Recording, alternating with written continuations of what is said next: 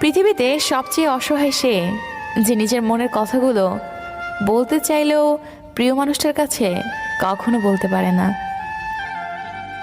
মেয়ে হয়ে জন্ম নেওয়া সহজ, কিন্তু বেঁচে থাকা অনেক কঠিন। হাসতে গেলেও ভাবতে হয়, কাঁদতে গেলেও ভাবতে হয়। রাগ আর তুফান দুটোই থেমে গেলে বোঝা যায় ক্ষতি ঠিক কতটা হয়েছে।